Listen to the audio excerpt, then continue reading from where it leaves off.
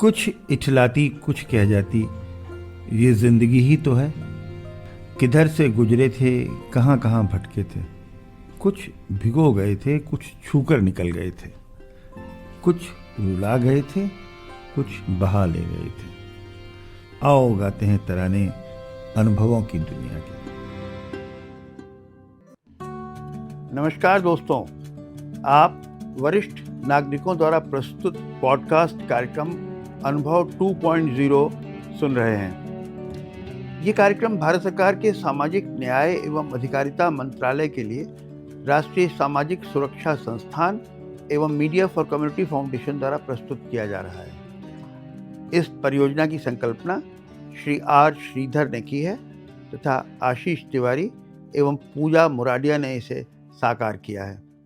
दोस्तों, मैं हूं आपका होस्ट अरविंद मिश्रा और आज हमारे बीच में एक बहुत इंटरेस्टिंग व्यक्ति हैं जो इन्होंने सहमति दी है और वो हमारे स्टूडियो में आज पधारे हैं। श्री एस.सी. शुक्ला साहब लखनऊ के एक बहुत नोन बड़े एजुकेशनिस्ट और फिलंथ्रोपिस्ट हैं और जीवन की शुरुआत से उन्होंने समाज सेवा की और फिर उसके बाद स्कूल कॉलेज भी खोले और खोलते खोलते सफ़र आज ये वहाँ तक पहुँच गया है कि अब मेरे ख्याल से वो जो ख्वाब देखते हैं उसको हकीकत में बदलने की भी उनकी कैपेसिटी हो गई है।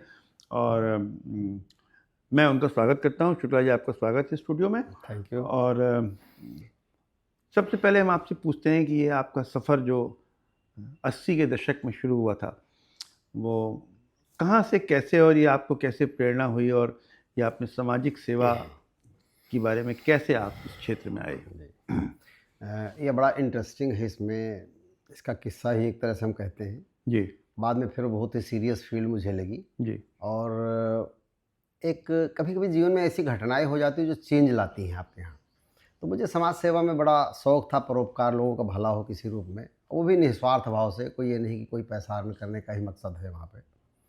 तो पहले मेरे यहाँ एक छोटे बच्चों का एक ऑर्फनेज में चलाता था जी। उस छोटे से अनाथालय में सबसे बड़ी अच्छी बात थी कि उनमें बच्चे कहीं उनको प्लेसमेंट या गोद लेने की समस्या नहीं होती थी। जी। कोई बच्चा निराश्रित आ गया तो थोड़े दिन रहा, वो कोई न कोई दंपत्ति आ गए, उनको ले लिया उन्होंने, या वो पड़ा रहा तो कहीं न कहीं सेटल हो गया। कोई अपने घर में इस भावना से ले गया कि चलो इनको हमें बच्चे की तरह रखना है, कोई इस भावना से भी ले गया, बाद में पता लगा कि साहब नहीं, हमारे घर में एक हेल्पर का काम करेगा। मतलब उनके रिहेबिलिटेशन की कोई प्रॉब्लम नहीं होती थी जी। तो एक बार मैं चारबाग रेलवे स्टेशन पर उतरा तो वहाँ एक वृद्धजन बड़ी जोर जोर से, जितनी उनमें शक्ति थी उस हिसाब से चिल्ला के रो रहे थे। जी। तो सैकड़ों लोग उतरते हैं, लखनऊ मेल से मैं भी उतरा था, सवेरे का समय था और जैसे सब लोग चले गए मैंने भी अपना सामान उठाया, उनको देख करके चिल्ला रहे हैं, चिल्लाने दो, रोने दीजिए। मैं प्लेटफॉर्म पे बाहर आ गया। गेट वेटिंग हॉल जो बड़ा सा है हमारा फर्स्ट क्लास वाला, उससे मैं क्रॉस करके सीढ़ियाँ भी उतर गया था। ईश्वर की कुछ मर्जी थी कि मेरे मन में क्यूरियोसिटी थी, वृद्ध तो वास्तव में बनावटी नहीं था, वो बेचारे आंसू बहा के रो रहे थे। तो क्यों रो रहे थे, क्या कर क्यों रो रहे थे, पता नहीं क्या हुआ। एक जी। ईश्वर की शक्ति थी, उसकी चेतना ऐसी जागृत हुई। मैंने अपना सामान बगैर कहीं टैक्सी में रखे फिर मैं वापस हो गया। जी। फिर मैं प्लेटफॉर्म पे पहुंचा जी। तो मैंने उनसे बात करी तो उन्होंने बोला कि मेरे घर वाले आए थे, मैं बिहार या कहीं का हूँ, और उन्होंने कहा वो हमको छोड़ के, और बाद में जब मैं दौड़ा ट्रेन पकड़ने के लिए तो बच्चों ने हमारे कहा कि अब तुम यहीं रहो, अब तुम्हारे घर में कोई ज़रूरत नहीं है। अरे बाप रे। अब हमें इतना शॉक लगा कि हमें तो कुछ था ही नहीं, मेरे पास एक थैला है, इसमें कुछ है भी नहीं, मेरे पास खाने का भी कुछ नहीं है, भैया मैं क्या करूं, भीख मांगूं। ये बात आपकी सोच के परे रही होगी, कोई ऐसा भी हो हाँ, सकता है। ऐसा सोच तो ऐसा रहा कि मतलब कल्पना ही नहीं कर सकते हाँ, आप। हाँ, भाई आप जा रहे हैं, कोई रो रहा है, फिर अंदर से कोई जागृति हुई कि मैं ऑटोमेटिक मुड़ गया और फिर मैं पहुंच गया, जबकि मैं सारा दृश्य देख के आया था। मेरे साथ सैकड़ों लोग यात्री थे ना, सारे देख के आए। मैंने उन वृद्ध को लाया, पूछा तुम्हारा, बड़ी मुझे दया, मतलब एक तरह से हुआ कि नहीं यार इनकी मदद करना चाहिए, एक अच्छे बेचारे परेशान हाल है स्थिति में। तो फिर मैं उनको वापस ले गया अपने वहीं जहाँ आश्रम में बच्चे रहते थे। तो मैंने उनको बोला, अपनी हाउस मदर हुआ करती थी, मैंने कहा इनको भी सेवा करना और इनको यहाँ पर रख लो। तो खैर वो वहाँ रहने लगे, थोड़ा चलने फिरने लायक भी थे। तो गेट पे कुछ नहीं, अपना देख रेख ही करते, बच्चे बाहर नहीं निकले, ये सब चलता रहा। फिर मैंने सोचा कि इन बच्चों के लिए कोई समस्या है, लेकिन मेरे दिमाग में आया कि जब एक वृद्ध हो जाता है व्यक्ति तो वो यूजलेस हो जाता है जी। यहाँ तक कि मेरे समाज में जिस संस्कार में हम राम और कृष्ण जैसे देश में रह रहे हैं, लेकिन संस्कार के नाम पे ये कौन सी ऐसी प्रवृत्ति लोगों में बन गई कि अपना जिसने पैदा किया, जिसने हमें शरीर दिया, सब कुछ मेरे लिए किया, उसी को हम त्याग रहे हैं। जी। तो फिर मैंने उसको धीरे धीरे कन्वर्ट कर दिया ओल्ड एज होम में। जी। उसका नाम रखा मैंने सेवार्थ, चूँकि उसमें बिल्कुल चैरिटी है, कोई पैसा नहीं है। फिर बहुत सारे तब से अभी तक चला है, 43 साल। ये वक्त हुआ 82-83? हाँ, 1982 की घटना है, मैं बता रहा हूँ जी, आपको। 1982 में हुआ, तब से वो अनवरत चला। फिर एक हुआ तो फिर जो मैं जब घर में, तो ये ओल्ड एज होम आपने सेवार्थ शुरू किया है इसमें? हाँ, सेवार्थ, बिल्कुल इसमें चैरिटी है, कोई चार्ज नहीं, बिल्कुल हर चीज़ फ्री। अच्छा, कोई चार्ज नहीं, सब कोई चार्ज, सब चीज़ फ्री है। उसके बाद फिर हुआ है कि अच्छा, अपने यहाँ कोई खाने पे राशन वाशन की दिक्कत नहीं थी, तो मैं पहले ये करता था कि 10-12 गेहूँ कटा, कमरे में भरवा दिया, चावल दाल सब घर ही में होता था, तो वो सब खाने की कोई समस्या नहीं होती थी। और बिजली की इतनी बड़ी आवश्यकता भी नहीं, इतना बिल होता था ना, बिजली आती ही थी उस जमाने में इतनी ज़्यादा। एसी वैसी होते नहीं थे, बिजली पंखा है जी। तो वो सब होता रहा। माँ थी मेरी, वो भी सेवा करती रहती थी, कभी उनकी देख रेख करना, कभी नहीं आई कुक तो वो भी खाना बना देती थी उनके लिए। खैर हो गया। फिर जहाँ जहाँ मैं रहा, तो मैं पहले पारा रहा, तो वहाँ मैंने आश्रम खोल दिया। अपना घर जब छोड़ा तो मैं राजाजीपुरम आ गया जी। तो राजाजीपुरम से मैं गोमती नगर आया 2005 में जी। तो वहाँ पे एक था जगह पड़ी, मैंने कहा चलो इसको आश्रम इसमें खोल दो, किराए मैंने नहीं दिया। तो ये दूसरा आश्रम फिर खुला 2005 में? 2005 से पहले था, क्योंकि उसमें स्ट्रेंथ बहुत ज़्यादा थी, लेकिन वो किराए पे मैंने ले रखा था, बहुत नामिनल किराया था। हमारे मित्र थे वो नामिनल लेते थे किराया, उसमें चलता था। शिफ्ट मैंने किया 2005 में दूसरी बिल्डिंग में। अब उसके बाद हुआ ये कि ये सब चलता रहा तो कोरोना काल आ गया जी। अब कोरोना में काम तो था नहीं जी, स्कूल भी सब बंद थे, मेरे और भी काम बंद थे। आम के सीजन में आम का काम 2-3 महीने चलता, उसके बाद वो भी खाली हो गए। तो हम लोगों ने सोचा घर में कि ऐसा करो, ये जो घर छोड़ा है बड़ा भारी, इसमें हमारे 2 घर वहाँ हैं अच्छे से, तो ऐसा करो इसमें इनको रेनोवेट करा दो। और इसमें कई हमारे मित्र थे, वो आए कि यार आप ये कर रहे हो चैरिटी वाला, कुछ पैसा ले लो। में हमारे कई खास दोस्त थे, वो फॉरेन में हैं, उनके पेरेंट यहाँ रहते हैं। पेरेंट यहाँ रहते हैं, ये और ये कॉमन प्रॉब्लम है, ये कॉमन। और दूसरी एक कॉमन प्रॉब्लम मैंने पाई कि बच्चे जिनके पेरेंट बड़े काबिल हैं, उनके बच्चे भी काबिल हैं। हाँ। और जब बच्चे काबिल हैं तो सेल्फ डिपेंड हैं, वो पेरेंट से दूर चले गए। अब वही पेरेंट जो पहले का मेरा बेटा तो वाशिंगटन डीसी में है और मेरा तो ऑस्ट्रेलिया में रहता है, अब बुढ़ापे में उनको नीड है उनकी, वो दुख का कारण बन जाते हैं। वो दुख नहीं सर, वो बच्चे एकोमोडेट हैं। हाँ। इको इफेक्ट ऐसा है कि वो वहां छोड़ नहीं सकते, सर्वाइवल उनका हो ही नहीं सकता इंडिया में, और ये वहां सर्वाइव नहीं कर सकते। ये लोग जाते हैं वहां, महीने 2 महीने रहे, फिर इनका जीव जाता है। वो जीवन उस तरह का ही नहीं माहौल जो हमारे इंडिया में है। या दूसरा कारण, जो बहुत पैसे हैं उनके पास, बड़ी भारी कोठी तो बना दी, यहाँ बच्चा रहेगा, बेटा रहे, बच्चा रहने को नहीं, बड़ी भारी कोठी और दौड़ती काट खाने को। और वो भी चरम सीमा तब हो जाती सर जब 2 में से 1 गायब होता है। किसी को तो जाना है। 2 पति पत्नी में जिन्होंने जीवन पर्यंत एक साथ निभाया, और जब एक चला गया तो फिर उनके लिए कष्ट की सीमा नहीं रहती। तीसरा और डर है कि वही नौकर जो 20 साल पुराना है वो दुश्मन बन जाता है, जिस पे आप सबसे ज्यादा यकीन करते हैं। उसको सब पता है, यहाँ आपका सोना रखा है, यहाँ चांदी रखी, यहाँ पैसा रखा है। तो उन्होंने कहा यार ऐसा करो, आप शुक्ला जी इतना एक्सपीरियंस है, आप एक खोल दो पेड वाला। तो मैंने उसको बड़ा ही नॉमिनल, बहुत ही अच्छी सुविधाएं दे रखी मैंने वहाँ पे। आप समझिए 7 बार चाय नाश्ता खाना है। ये जो राजाजीपुरम हाँ, श्री राम सीनियर से, उसमें एक कंडीशन है कि नॉनवेज और ड्रिंक वगैरह नहीं अलाउ है वहाँ पे, श्री राम के नाम को, चूंकि उसको मर्यादा। वैसे भी चीजें वृद्धावस्था में स्वास्थ्य खराब करती हैं। अब बहुत अब हो मेरे यहाँ तो कंडीशन इसलिए लागू नहीं होता वहाँ पे। तो वहाँ पे वेजिटेरियन ये होम है हमारे, तो वहाँ पे रह रहे हैं, वहाँ अच्छे खासे वृद्ध रह रहे हैं हमारे। तो 10,000 रुपये मैंने रखा एग्जीक्यूटिव का, और 15,000 रुपये रखा है वीआईपी का। सर्विसेज दोनों में सेम है, उसमें एकोमोडेशन ज़्यादा, उसमें प्राइवेसी ज़्यादा है। जैसे यहाँ पे 15 लोग एक साथ टीवी देखेंगे, वहाँ कुल 4 लोग देखेंगे टीवी। खाने के टेबल पे कुल 4 लोग होंगे, यहाँ 15 लोग एक साथ होंगे। तो उसको थोड़ा एकोमोडेशन ज़्यादा कर दिया, थोड़ा हाई फाई भी हो गया है। एसी वगैरह सब है, उसका चार्ज अलग से होता है, बाकी उसी में सारा खर्च जुड़ा हुआ है, बिजली पानी सिक्योरिटी सब कुछ उसमें है। तो 15,000 में एकोमोडेशन भी है, बिजली पानी भी है, और खाना भी है, सब कुछ उसी में, बहुत ही ए ग्रेड का। जैसे मैं बताऊँ, एक दाल जो उस हफ्ते बनेगी वो दोबारा रिपीट नहीं होनी है। अच्छा, मतलब वो बहुत ही स्टैंडर्ड, रोज फल मिलेंगे, रोज मिठाई मिलेंगी आपको जी। और सब बड़ा सेट मेनू है, जितना हम अपने घर में भी नहीं कर सकते, क्योंकि वहाँ सारा स्टाफ है, एक्सपर्ट लोग हैं, तो घर में इतना बहुओं से, बच्चों से, घर के नौकरों से आप उम्मीद नहीं कर सकते इतना।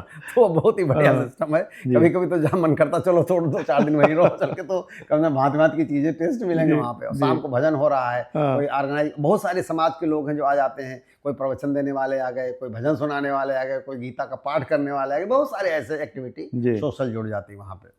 तो अब होता क्या है कि इन सब चीज़ों को देख के मुझे बीच में मौका मिला जापान जाने का जी। तो मैंने वहाँ देखा सीनियर सिटीजन को वो लोग बड़ा इंगेज रखते हो, बड़ा रेस्पेक्ट होता है उनका जी। तो उन्होंने साहब करोड़ों रुपए की बिल्डिंगें बनाई हैं, और वहाँ ऐसे फ्लैट, ऐसे सिस्टम है कि जो देख के मन खुश हो जाता है। उसी पैटर्न पर, उतना तो खैर अच्छा नहीं, लेकिन उसी पैटर्न मैंने कोशिश करा है। मैंने 152 कमरे का मेरा एक वेलनेस सेंटर रेडी हो गया। वो वेलनेस समझिए केवल खास तौर से सीनियर सिटीजन के ही लिए है, जिसमें मैंने तय किया है कि अपनी जो मित्र मंडली, काफ़ी बड़े लोग हैं जो उनके सिर हिलने लगेंगे, तो उनकी सेवा मैं करूंगा वहाँ बैठ के, उनको रजिस्टर करूंगा 100-150 लोगों को, और वहाँ पे हर तरह की सुविधाएं देंगे, हर तरह की। बहुत बड़े फील्ड हैं जहाँ प्रवचन हो सकते हैं, कार्यक्रम हो सकते हैं, बहुत सारे अच्छे अच्छे प्रोग्राम या हम बहुत कुछ कर सकते हैं। और यहाँ पे लेके इंडोर में सारे गेम्स हैं, सारी एक्टिविटी हैं, हर तरह की मेडिकल सुविधाएं हैं, हर तरह के, चाहे आयुर्वेदिक। डॉक्टर साहब, ये शुक्ला जी, इसमें एक बात समझ में आई कि जो नर्सिंग होम जिनका कनेक्ट किसी अस्पताल से या डॉक्टर से नहीं होता, वहाँ ये एक दिक्कत ओल्ड एज में आती है। मैंने लखनऊ के 1-2 नर्सिंग उसमें देखा ओल्ड एज होम में। जी। तो इसका ये आपको चित्र में बात है, कैसे इसको एडजस्ट करेंगे? देखिए, इसमें 2 चीज़ें हैं जहाँ तक मैंने अनुभव किया है जी, कि जो हमारा हॉस्पिटल विंग है, हॉस्पिटल कभी वेलनेस सेंटर नहीं हो सकता। वहाँ तो इमरजेंसी में आप गए, इलाज कराए, आप निकल आए। लेकिन यहाँ पे घरेलू रूप में उसको कन्वर्ट किया। जैसे हम सीनियर जब होता है व्यक्ति, तो उसका इम्यून सिस्टम गड़बड़ा जाता है। तो हमारे अच्छे आयुर्वेदाचार्य मैं अपॉइंट कर रहा हूँ, होम्योपैथिक डॉक्टर भी वहाँ मिलेंगे आपको, बहुत बढ़िया। आपको मसाज की भी सारी सुविधाएं मिलेंगी, आपको सिरोधारा से लेकर के हर सुविधाएं वहाँ मिलेंगी, जो बहुत सारे शरीरों के टॉक्सिसिटी को कम करती हैं। और एलोपैथिक डॉक्टर भी है, सब कुछ है वहाँ पे। अच्छा, हर तरह का। यूनानी डॉक्टर भी मैंने रखने का प्लान कर रहे हैं वहाँ पे। तो और सबसे बड़ी चीज़, वहाँ करीब 7-8 एकड़ में लस ग्रीन एरिया है जी, बढ़िया सुंदर बाग बगीचे हैं, फुलवारियाँ हैं, लान, सब कुछ वहाँ मेंटेन है। तो बड़ा पीसफुल माहौल, और शहर के अंदर की मैं बात कर रहा हूँ। तो हमें लगता है कि वहाँ पे अपने मित्रों के जीवन में एक नई बहार रस आया, आराम से बैठ रहे हैं और हाँ, हंसी हो रही, अपने किस्से सुना रहे हैं, और सुनने वाला होना चाहिए। तो कंपनी बड़ी अच्छी मिल रही वहाँ, तो इससे बढ़िया क्या हो सकता है। तो मैंने कहा चलो अपने सुख के लिए भले वो दूसरों को सुख मिले, लेकिन अभी तो मैं अपने सुख की सोच रहा हूँ। मेरे बच्चे बड़े काबिल हैं, बड़ी सेवा करते हैं, लेकिन मैं कहाँ तक बहु सेवा करेंगे। हमें तो ये चाहिए पूरे दिन में, जो हो ही नहीं सकता, हम घर में नहीं कर सकते। अरे अपना सुख नहीं, आपने जब 25-26 साल की आयु में ओल्ड एज होम क्रिएट किया, तो ये तो आपका वर्णन का तरीका है, लेकिन आपने हमेशा से वृद्धजनों के लिए सोचा है हमेशा और किया है। बहुत साधुवाद आपको इसके लिए, बहुत बढ़िया। अच्छा, ये एक सवाल और आया कि जैसे हम लोग जब यंग थे, आज से 30-40 साल पहले, तो हेल्थ की कॉन्शियसनेस नहीं थी बहुत ज़्यादा। हाँ, बिल्कुल सही बात। ये थोड़ी सी हेल्थ की कॉन्शियसनेस, और अभी भी बहुत सारे लोग अपनी प्रोडक्टिव ईयर्स में हेल्थ के बारे में वरीड नहीं होते। बिल्कुल। तो ये जो आपके लोग हैं, इनको आप प्रिवेंटिव हेल्थ में, इनको एक्सरसाइज, योगा करना, सब पूरा, इसकी भी ट्रेनिंग दे रहे हैं साथ में? देखिए सर, इसमें 2 सबसे बड़ी जो मैंने देखा है, जो मेरे 7 CBSE ICSE स्कूल हैं जी, और वहाँ करीब 8-9 हज़ार बच्चा पढ़ता है। मैंने देखा जो हम पढ़ते हैं वो इतना वर्स्ट सिस्टम है एजुकेशन का कि हमारे जीवन में उसका कोई प्रयोग ही नहीं है। जैसे हमने BA में कर लिया, अब उससे पूछो तुम्हें BA में करके तुमने जीवन में क्या चीज़ सीख ली, कोई यूटिलिटी हो बताओ? नहीं है। यूटिलिटी यहाँ तक मैं बताऊँ आपको कि उसको पता है विटामिन C हाई एंटीऑक्सीडेंट है, और हमारी कई बीमारियों से बचाती है, और नींबू उसका स्रोत भी है, ये भी हमें पता है, खट्टी चीज़ें। अब किसी से पूछो कितने नींबू हम रोज खाएं कि हमारी विटामिन C की रिक्वायरमेंट पूरी कर दे, आपको 99% लोग सही नहीं कर पाएंगे। तो हम जो पढ़ा रहे हैं, जो हम बच्चों को छोटे में जो हमें शिक्षा देनी चाहिए, क्या हमारी आदतें होनी चाहिए, खान पान में किन चीज़ों को हमें ध्यान रखना चाहिए, विरुद्ध आहार नहीं लेना। हमारे यहाँ तो मना है, दूध में नमक नहीं डाला जाता है, नमक में ही पिस्ता बनता दूध बना करके। तो ये जो हमारी विधाएं थी, वो बड़े ही लर्निड लोग थे, ऋषि मुनि, या जिन्होंने इनको प्रतिपादित किया है। चाहे हल्दी हो, चंदन हो, तुलसी हो, मसाले हो, खाने के तरीके हो, क्या खाना पहले क्या खाना बाद। तो वो लोगों ने उसका ज्ञान खत्म हो गया। नतीजा उसका ये है कि आज यंग पीढ़ी बीमार पड़ रही है जी। खा के। हमारे यहाँ तो कहते ताजा खाने के केवल आयु 4 घंटे होती है, 4 घंटे बाद वो निष्क्रिय है, बेकार है, मत खाइए उसको। यहाँ तो फ्रिज में रख के दूसरे और चौथे दिन खिलाते हैं लोग।